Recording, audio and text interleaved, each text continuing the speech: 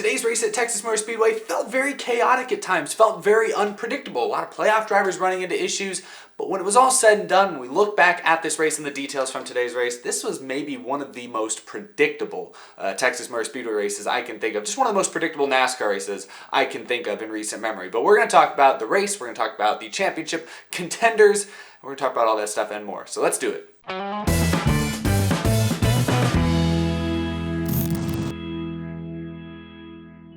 How's it going, y'all? My name is Eric and welcome to Out of the Groove. That's right, I'm back to doing a Sunday night episode of the show. Just got done watching the AAA Texas 500 at the Texas Motor Speedway. I'm doing the show tonight while everything's fresh in my mind. Happy to be back here doing this. So I'm going to talk about a few things. I'm going to talk about some of the top finishers. I'm going to talk about the key moments in this race, what it means in the grand scheme of things. We're going to look at the playoff contenders and how the points stack up before Phoenix next weekend. And then I'm going to put this race on the Groovy Gauge. We're going to talk about the ever controversial new current configuration for Texas Motor Speedway, how the aero package work out, how did that VHT, we're going to the PJ1, whatever it's called now, how'd that fare? There's a lot of controversy about this race and about this track today, so we're going to get to that at the end of the show, so stay tuned for that. Alright, but first, as per usual, let's look at the top 20 finishing results. We'll start with the winner, Kevin Harvick. Now, the race ended maybe 15 minutes ago. I watched some of the post-race interviews, and then I basically sat down and started recording. So remember last year, this race a year ago, Kevin Harvick dominated, kind of like he did tonight. He didn't dominate tonight's race, but it was pretty clear early on. He started on pole. It was pretty clear early on he had the best car. He was one of the few guys that could just drive through the field no matter how far back he was. Last year, he failed post-race inspection, so hopefully I don't have to add a little subtitle here that says he failed post-race again, because I don't know. When I'm editing this, hopefully inspection happens and we find out before I upload. But at the time I'm filming this, he is the winner, and this is his third straight year winning the Fall Texas Motor Speedway race. He's the new Jimmy Johnson. For years, Jimmy Johnson was dominating the Fall Texas race. Harvick's kind of, he's become the new Jimmy Johnson. Pretty cool win for Harvick here to tie his current team owner, actually, Tony Stewart, in wins. Like I said, he didn't dominate this race, but he clearly had the fastest car. This race was mired by a lot of cautions early on, a lot of spins, a lot of playoff drivers, which I'll talk about in a moment, finding themselves in trouble. So we had a lot of cautions, a lot of differing pit strategies that caused different guys to go front to back on each restart. So Harvick was not able to just sit out front and dominate for most of this race. However, the final stage, once he got out front on the last restart, which came with like 40, 50 laps to go, nobody really had anything for him. He kind of checked out at that point. At that point, it was clear what we'd seen all race long, but it was finally confirmed at the very end that Harvick had the best car. So congrats to that team. They hadn't shown winning speed since the playoffs started, so this is good momentum. They're locked into Homestead now. They can focus on that race, and I don't know, Harvick,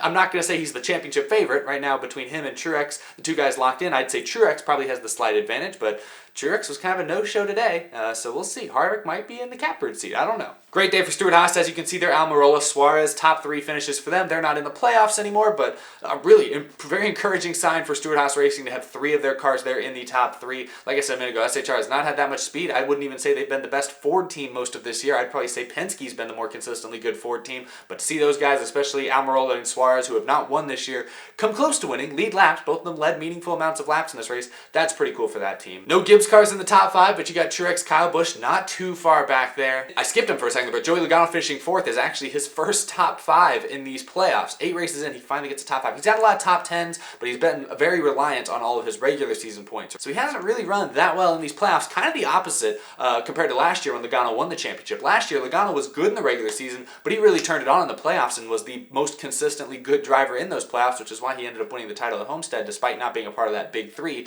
This year, it's been the opposite. He was really good in the regular season, won some races, ran with the big guys, top points guy, and then the playoffs, he's kind of struggled. He's limped through these first couple rounds, but he's still in a decent spot. We'll talk about that in just a moment. Kyle Larson seemed to have a really good car on long runs, but ultimately at the end of this race, seemed like the handling went away. They had maybe an issue with the front splitter. It sounded like they were talking about something dragging, something chattering, so Larson's car went away as it got into the night portion of the race, so he finished 12th, didn't really make up very many points on the field tonight. And then not mentioned there, but I'll talk about them again in a second here, Denny Hamlin and Chase Elliott both finished well outside the top 25. Chase Elliott actually finished in 32nd, the lowest finishing playoff driver, just puts himself in an even deeper playoff hole than he was already in. Both those drivers spun out by themselves early on. Chase Elliott spun out in turn 2 on like lap 9, just got loose and hit the wall. Denny Hamlin later coming off of turn 4 spun out as well, got up in that grip strip a little bit, but where it wasn't necessarily activated yet, spun out across the front stretch into the infield grass, which we saw yesterday issues with the Xfinity cars as well. That thing was tearing up splitters, and Hamlin fell victim to that. So a lot of people calling for turf to be added at these racetracks like they did at Charlotte. Definitely other people saying they need to get rid of splitters, add valences. Why can't we do both? The valence thing might help with aero, probably will help with aero a little bit, and the infield grass, I mean, it's been a success at Charlotte. I think they should just do both. They should make it turf, do all the stuff. Let's take a look at the round of 8 points now with just one race to go in the round before we go to the Homestead Miami. Phoenix is next week. You see there, Truex and Harvick are locked in. What do you know? The big three from last year plus Logano, the champion, are once again the top four. That's what I'm saying. This Texas race, I said this at the beginning, it felt unpredictable because of all the crazy wrecks early on and stuff. But at the end of the day, this whole season now has come to a very predictable point. And you can see it there. Kyle Busch, Joey Logano, 20 points ahead of Denny Hamlin. Denny Hamlin was in a good spot in the points coming into tonight's race, but this is another predictable thing. Hamlin was my playoff championship prediction. When these playoffs started, I thought Denny Hamlin, this was his year. This is the best chance he's had since 2010 when he threw that championship opportunity away. I thought this was his best chance. He threw away an opportunity in 2017. I thought, no, Hamlin's not going to throw away his championship opportunity this year. He's going to break the streak. He's going to break the habit. Got into that shenanigans last weekend with Joey Logano, and this weekend choked. Just absolutely choked. Did exactly what Denny Hamlin has done for a lot of his career. This is who Denny Hamlin is. He's a great driver, but he just makes mistakes sometimes at seemingly the worst possible times. I really thought he was going to kick the habit this year and not make any of these just catastrophic mistakes. I thought he'd make it through. He had a lot of playoff points to his credit. I thought he's definitely going to get to Homestead, and that's where he's going to shine. But here he is. He just spun out off of turn 4. He ventured up a little too high. I noticed early on in this race when it was still the daytime portion, the VHT, the PJ1, I keep calling it VHT, it's called PJ1 now, needs a little bit of heat in it to really get activated and to really work. Before it gets that heat, if it doesn't have heat in it, it's still kind of slick. Doesn't really provide that much grip. And so early in this race, we saw a lot of drivers basically just sticking around the bottom, not really touching the PJ1. But when people did go up there, they'd venture maybe 1 lane off the bottom, 1.5 lanes off the bottom. They'd dip their right sides in the PJ1. Maybe they'd dip all 4 tires, but not too heavily into that PJ1. Hamlin was one of the first drivers early on to venture well up into that third groove, and that's what caused him to spin out. It was just, I think it was too risky, too early to be running that line, and the car just got away from him off turn 4. Now, obviously, all he did was spin out, and the little spin like that should not have caused as much damage to his car as it did. That's why I say the grass and the splitter and all that stuff. I understand that's a big problem, but at the end of the day, Hamlin's spinning out while running inside the top 10 in a very important race where he doesn't have to win, he just had to protect points. That's just very Denny Hamlin. That's him not seeing the big picture. That's him just making a mistake in the worst possible circumstance, the worst possible time. So that's what I'm saying. This race was extremely predictable. It ended with a long green flag run. Kevin Harvick won his 3rd straight race. That's predictable. Denny Hamlin choking. It seems very, very predictable. Now, it's not over for Denny Hamlin. It's not over even for Chase Elliott, who's, oh my gosh, I don't think I've ever seen a points deficit that bad. We still have 1 race left, and it's Phoenix, and Denny Hamlin's been good at Phoenix historically. Chase Elliott hasn't won at Phoenix, but he's consistently run up in the top 5. He's finished runner-up at Phoenix before. Even Kyle Larson's had some pretty good finishes at Phoenix the last couple of years. This is not over by any stretch of the imagination. I know it's a 20-point deficit. That's going to be tough to make up on points. I don't know if Busch or Logano wrecks. Obviously, then it could be made up pretty quickly, but assuming they don't wreck, which odds probably are that they won't, it's going to be tough to make that up on points. One of these guys in the bottom 4 have to win. But I will say this, all 4 of those guys are very capable of winning. I know Blaney has only won at a super speedway this year. I know Hamlin's had a couple rough weeks in a row. I know Larson did win at Dover. That's another mile-long track, very completely unrelated, drives completely differently than Phoenix, but it's a 1-mile track like Phoenix. There's that correlation maybe. I know the odds are stacked against these guys. If I had to make an early prediction for next weekend at Phoenix, I'd probably go with Kevin Harvick. He's been really good at Phoenix for most of his career, and he's coming off a good win here, so they got momentum on their side. I'd probably go with Harvick, honestly, but these guys definitely have a real shot. Any of these 8 drivers, especially those 4 at the bottom, they could definitely win this race next week, and I would not be shocked. So Hamlin and Elliott, especially Chase Elliott, another guy who kind of threw away this race today with that early mistake. Obviously, he came into this race at Texas today pretty much already in a must-win scenario, so him wrecking out doesn't really change his position too much. But I feel like Chase Elliott, for a lot of this year, started to kind of reverse that narrative of him being a choke artist. He choked Dover in 2017, almost choked Watkins Glen at the end of last season, almost choked the Roval early in these playoffs. But in the case of the Roval, and the case of Watkins Glen last year, or this year, he was able to ultimately persevere and ultimately prevail and ultimately win those races and get the main result. So Chase Elliott's starting to turn that narrative around. He's not a choker. He's a finisher. He can finish these races. He can close the deal. But right now, it's a couple bad weeks in a row. A lot of it's been mechanical, but this week was the first week, these playoffs, where it was really just, it looked like a driver mistake. His car slipped out on him right there. Pushing too hard too early. That's just a miscalculation. It is what it is. Everyone makes mistakes like that. But yeah, Chase Elliott, Denny Hamlin, that's what I'm saying. Very predictable. Both fell back into their old habits in this race, it felt like. Just making mistakes that you feel like should be avoidable. I'll have more episodes up this week, and I'll definitely talk more about about the point situation going into Phoenix. I'll give you guys more predictions then. Right now I'm still just talking about Texas. I want to go and move ahead now to the final portion of the show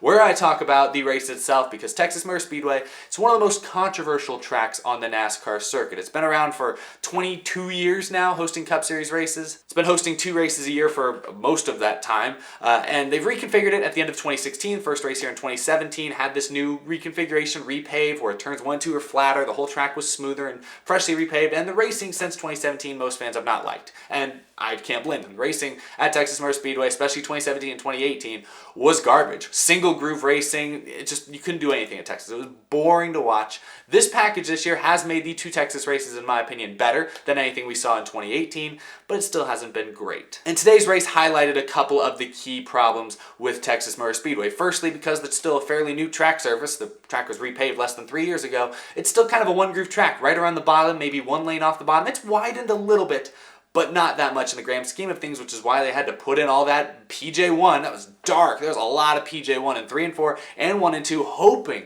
some of the drivers would be able to run, second and third grooves a little bit more consistently. And we could just see early on, it straight up wasn't working. A lot of drivers would sneak up there. If they got too high up, more than a lane higher than they needed to, they would spin out. And that's what happened to Hamlin. That's what happened to Elliott. We saw it happen to other guys. LaJoy had it happen. Later in the race, once enough guys had sort of dipped their toes in there, it felt like by the end of the race, this track really had 2 or 3 grooves. That was pretty racy. It wasn't too bad. But for the first third of this race, especially that first stage where we saw, 6 cautions in the first stage alone, it was clearly not a raceable track. Half of the groove was not drivable. And that's on Texas Motor Speedway. That's more than anything that's on the racetrack, because these cars are planted in the corner more so than they have been in several years. And the fact that they were still slipping and sliding, still losing grip whenever they ventured more than 2 lanes off the bottom, that's not cool. That's not something that we want to see in a racetrack. So Texas Motor Speedway deserves some flack for that one. Secondly, the infield grass obviously is what ruined Denny Hamlin's day. That's something, I can't entirely just look at Texas Motor Speedway and blame them for that, because Atlanta still has infield grass like that. Kansas does. Chicagoland does. The only mile and a half that's gotten rid of their infield grass and replaced it with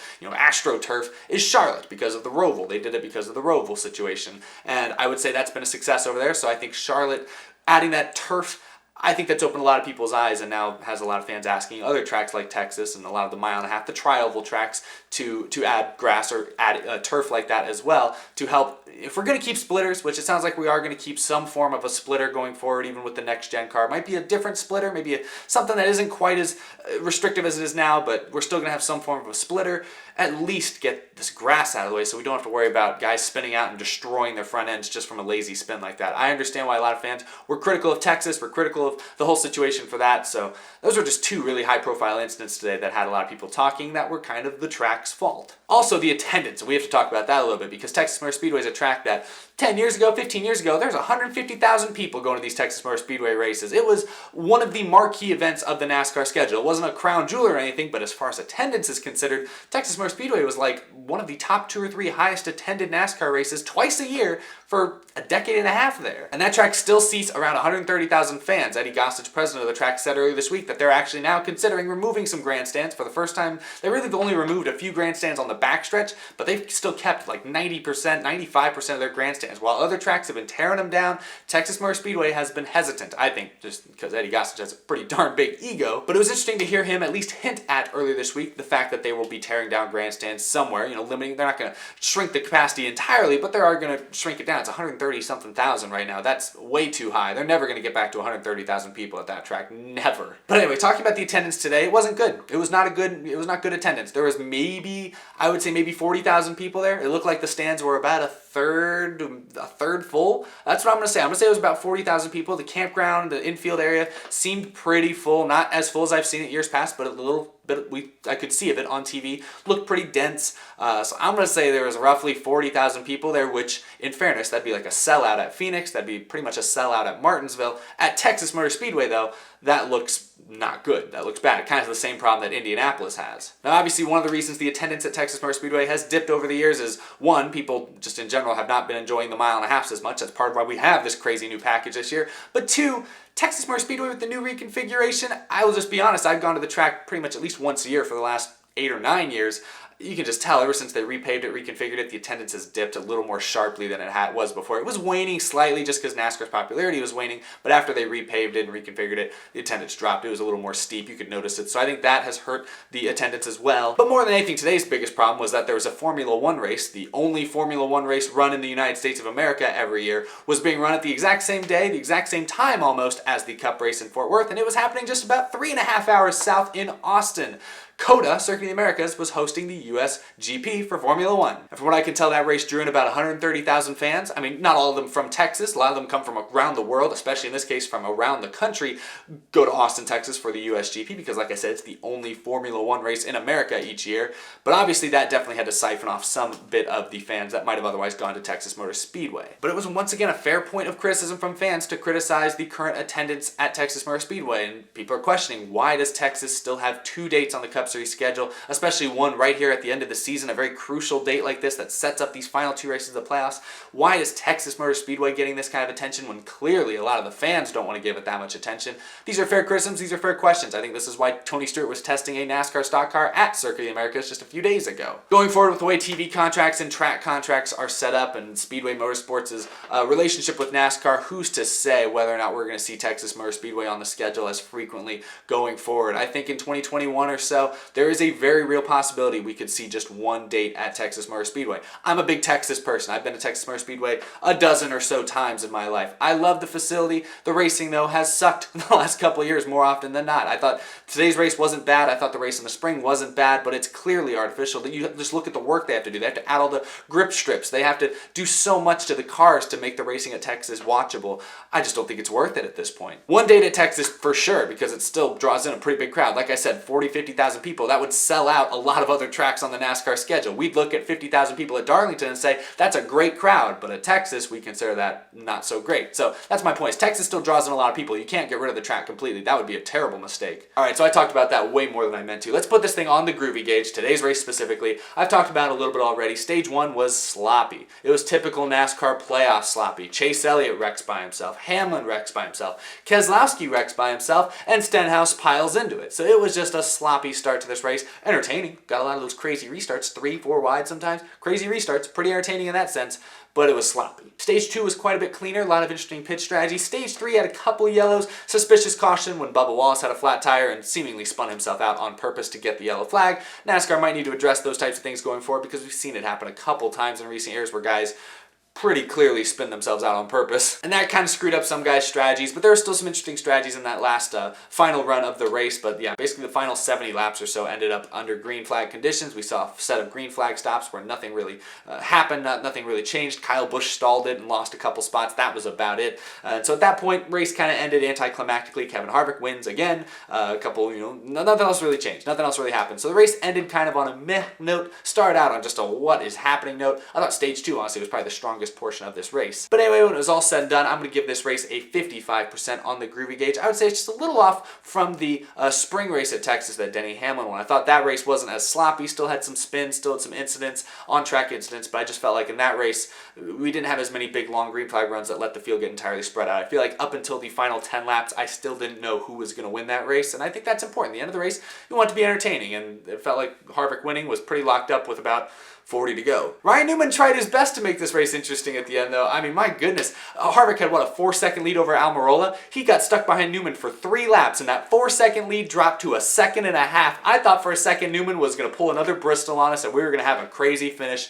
Not quite. Harvick eventually got by Ryan Newman because he's in Stewart-Haas equipment and Newman's in Roush equipment, but it almost was interesting. That being said, I give this race, it was an average race. I'll give it a 55%. A little bit better than, well, definitely better than last year's November race. November race last year was garbage. Give that, I don't remember if I didn't have the Groovy Gauge back then, but it would have been like a 15 or a 20. I'll give this one a 55, but let me know what you guys think. I'm sure opinions will be all over the board on this race, but let me know down in the comments what you thought of today's race. Ooh, yeah, I talked about a lot of stuff right there. Well, thank you all for watching. Thank you all for sticking with me. Hope you enjoyed. Remember, you can follow me on Instagram. You can follow me on Twitter. All that great stuff is down in the description. Big thank you, of course, to my Patreon supporters. Michael Harrison at you as the stars. Cameron James, John Koblenz, Jason Arlone, Wesley Donaldson, Isaac Denison, Mika Suzuki, iFantasyRace.com, TheRacingInsiders.com, Matthew Koulopoulos, Pepe Lucius, Jeremy Conklin, Emilio Garcia, Joey DiMacchino, Sky Racing Forums, Bryce Schumacher, Bryce Starcher, Colton Austin, Scott McNew, Bradley Pelletier, and the rest of these incredible Patreon supporters. I could not do this show without the amazing support I get from you guys. We got some exciting things in the works over the next couple weeks. I'll be at Homestead filming, doing some awesome stuff there that I've never gotten a chance to do before, so I'm excited for that opportunity, and it would not be possible without the support I get from you guys on Patreon, so thank you all. Hopefully we got some exciting content that y'all are looking forward to coming really soon. I feel like I'm talking really fast today. Sometimes people comment that I'm talking way too fast and that I just slur over my words sometimes, so I apologize if I talked way too fast in this episode, but I'll try to tone it down. I'll try to be a little more relaxed over the next few ones. But thanks for sticking with me. Thanks for watching, y'all. I really appreciate it. I'll be back later this week. Got some more episodes planned, of course. We only have 2 weeks left in this season. I got some plans for the off season. Don't worry, I ain't going anywhere. Man, only 2 weeks left. These seasons, man, these are marathons. It feels like this one's blown by though, but maybe that's just me. Thanks for watching, everyone. I'll see you again very, very soon. See how I did that? It's like Texas Motor Speedway. They fire in the pistol. Yeah, sorry. Never mind. Forget it. Bye, everyone.